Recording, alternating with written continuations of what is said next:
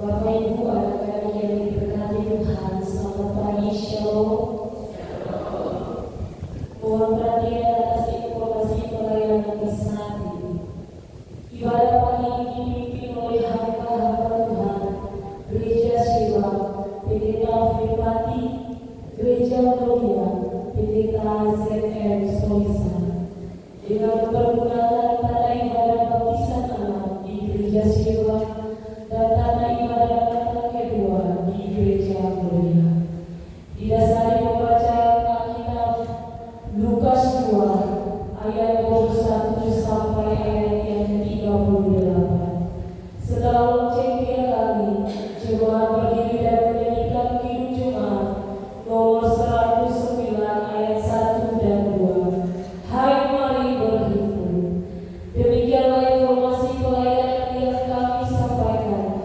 Atas perhatian disampaikan terima kasih dan selamat beribadah. Tuhan Yesus memberkati.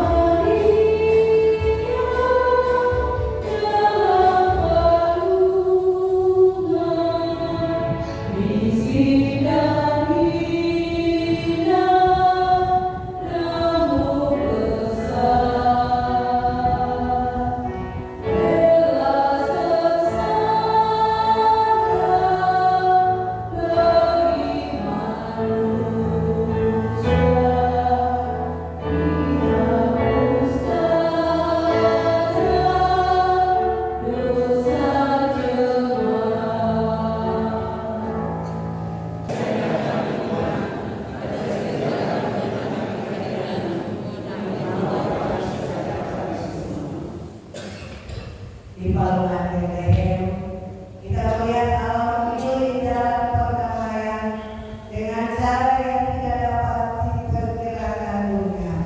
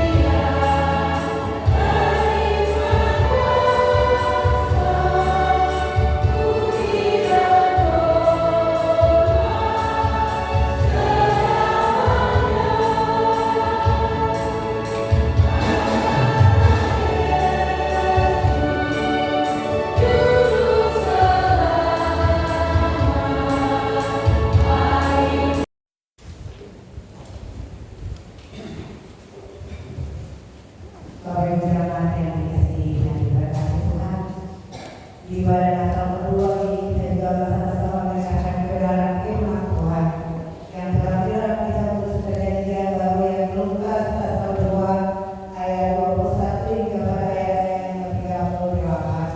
Dari SMO kita membaca kebenaran firman Tuhan. Mari kita berdoa. Allah Bapa Putra dan Roh, di pagi ini Tuhan kami selaku anak-anak-Mu mau baca dan mendengarkan kebenaran sabda Tuhan.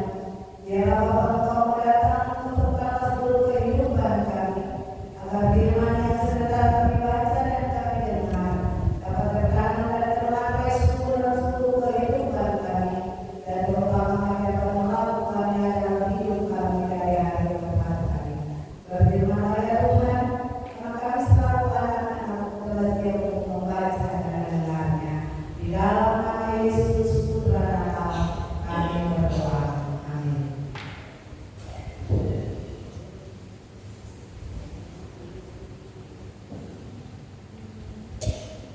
Inilah firman Tuhan. Yesus disunat dan diserahkan kepada Tuhan Simon dan Yohanes. Dan ketika genap 8 hari dan dia harus disunatkan,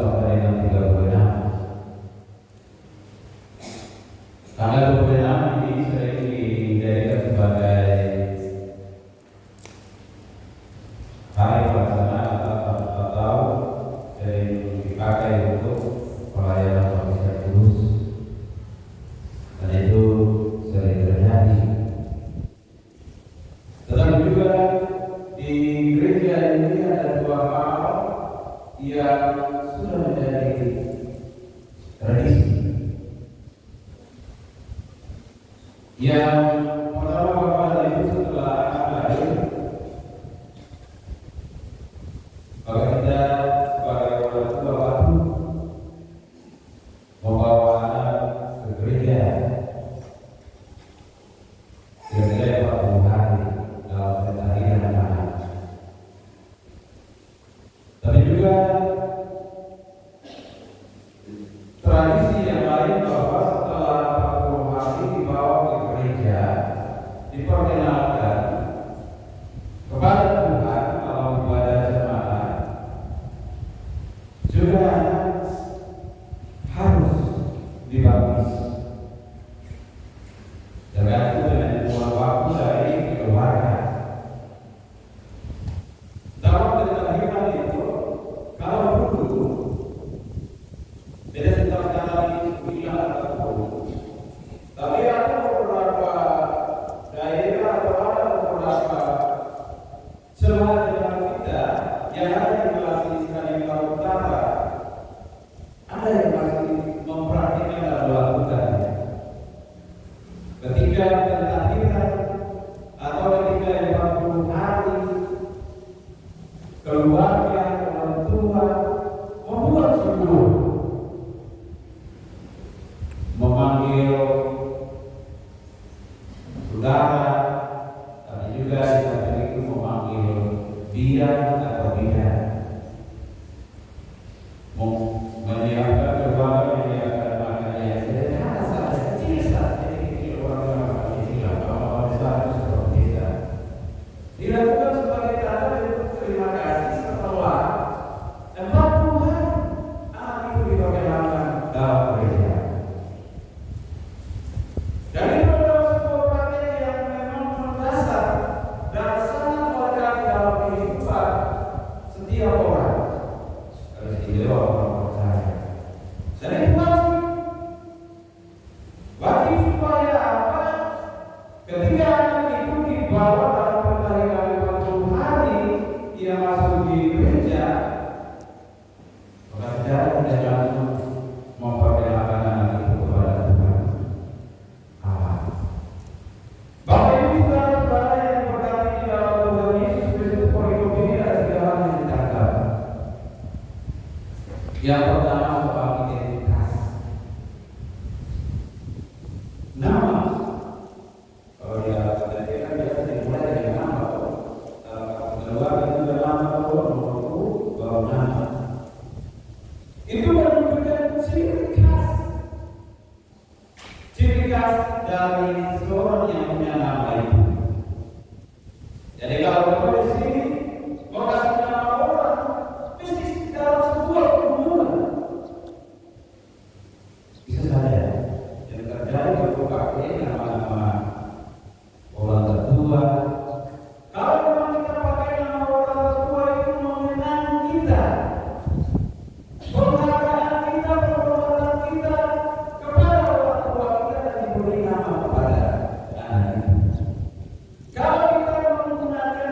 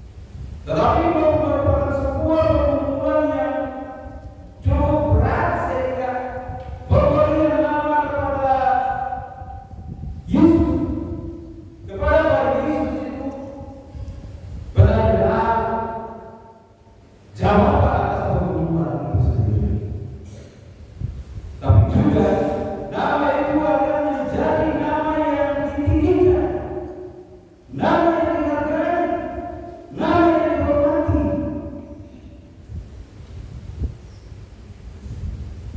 Karena nama yang diberi kepada bayi Yesus jauh melebihi keinginan dan kerinduan manusia. Nama Yesus dalam pengertian yang beragam menurut Bapak Ibu. Ada beberapa kali ditemui di dalam kesaksian Alkitab. Ada Immanuel, ada Juru Selamat, ada Raja Damai, Yesus dan sebagainya. Dan itu sebuah nama yang memang membangkitkan tetapi juga membebaskan, melepaskan manusia dari kehidupan. Dan itu eksistensi nama Yesus. Sehingga pemberian nama oleh orang tua Yesus bukan pemberian nama yang sembarangan.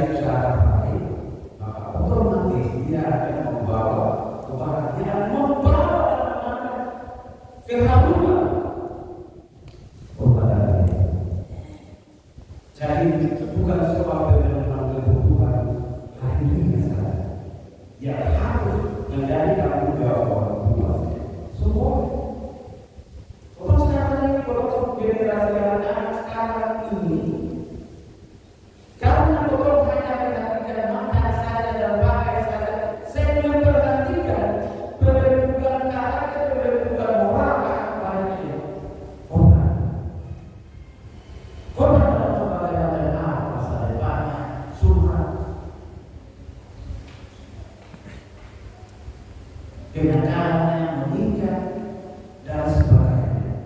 Karena waktu lebih penting kebutuhan ini, betul, kebutuhan ini penting, tetapi kebutuhan spiritualitas anak, spiritual anak juga harus dibentuk supaya nama yang waktu berikan itu anak itu benar-benar meninggikan martabat kita. Ini yang harus diperhatikan oleh kita semua.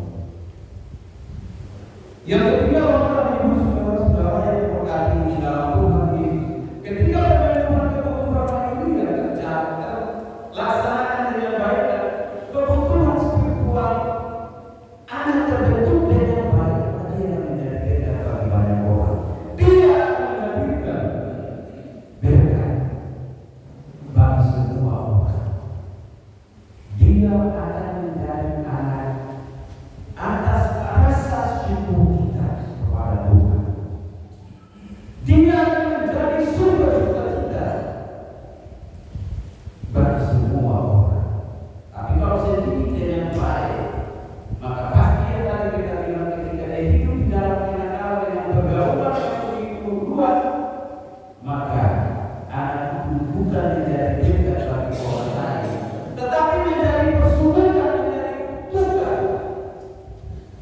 Karena ketika dia nakal, orang dia berjalan dengan orang punya sumpahan, dia berjalan dengan orang mencaci maki, dia berjalan dengan orang punya persoalan. Karena kita tidak membentuk karakter, kita tidak membentuk moralnya dengan baik. Semoga anak-anak kita yang ada di sekitar kita membentuk mereka menjadi anak yang baik. Anak itu ingat sumber masa depan. Potong besok-besok potong habis mati, tapi yang meneruskan potong punya harta nama anak.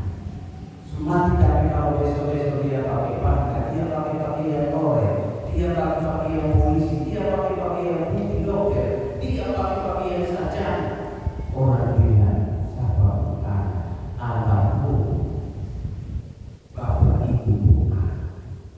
Namanya dipilihkan sebagai potongan masa depan cerah. Masa depan bukan saja bagi dia, tapi kau gereja, bangsa, bagi negeri. Karena itu diperlayakan sekali. Kedua, kita mesti memaknai itu dalam tingkat tanggung jawab sebagai orang percaya untuk menjadikan anak-anak kita anak-anak yang punya masa depan yang baik. Sengsara kalau kita selalu menetapkan dua kewenangan itu untuk bangsa supaya di Natal kedua dalam perayaan Natal Yesus kita terus diberi sukacita untuk terus memotivasi anak-anak kita untuk menjadi anak-anak yang lebih baik. Peran kita ada di sini, peran organisasi juga ada di sini. Dalam saat baptisan itu dilaksanakan, kenapa sih orang anak dilibatkan dalam proses ini supaya mereka menjadi saksi, dan ketika mereka melihat semua peristiwa terjadi berkaitan dengan Yesus dibawa kepada Allah, mereka tidak tinggal diam. Mereka bersaksi tentang anak itu pada Yesus. Dan karena itu tanggung jawab orang tua juga, orang tua saksi juga mesti ada di sini. Jangan kau cuma kasih banyak, jangan kau cuma kasih uang, seboleh. Motivasi pendidikan harus kau fokuskan kepada mereka. Terus yang punya kemampuan, orang tua juga sering mengatakan, orang tua saksi kasih uang, kasih banyak, kasih cepat, dan segala macam. Dan berharapkan ada orang tua saksi dapat membentuk karakter anak. Itu kenapa seperti ini? Karena orang yang tidak ada keuntungan pada saksi tapi dia punya harapan semua